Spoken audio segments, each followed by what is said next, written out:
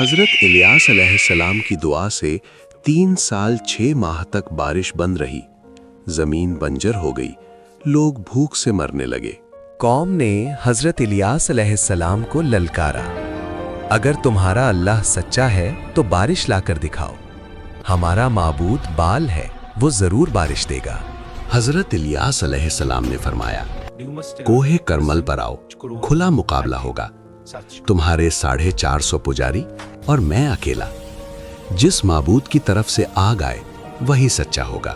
صبح سے شام تک وہ چیختے رہے، ناچتے رہے، اپنے جسموں کو چھریوں سے کاٹتے رہے، مگر بال کی طرف سے ایک چنگاری بھی نہ آئی۔ بال مکمل طور پر ہار گیا۔ حضرت الیاس علیہ السلام نے قربانی رکھی، چاروں طرف پانی بھر دیا، حتیٰ کہ قربانی پانی میں ڈوب گئی۔ پھر آپ نے دعا مانگی، اے اللہ، آج اپنی قدرت ظاہر فرما۔ اچانک آسمان سے آگ نازل ہوئی، قربانی، لکڑیاں، پتھر، پانی، مٹی سب جل کر راکھ ہو گئے۔ لوگ چیخ اٹھے، اللہ ہی سچا رب ہے۔ پھر حضرت الیاس علیہ السلام نے دوبارہ دعا کی، 7 مرتبہ آسمان کی طرف دیکھا۔ 7ویں بار ایک چھوٹا سا بادل نظر آیا۔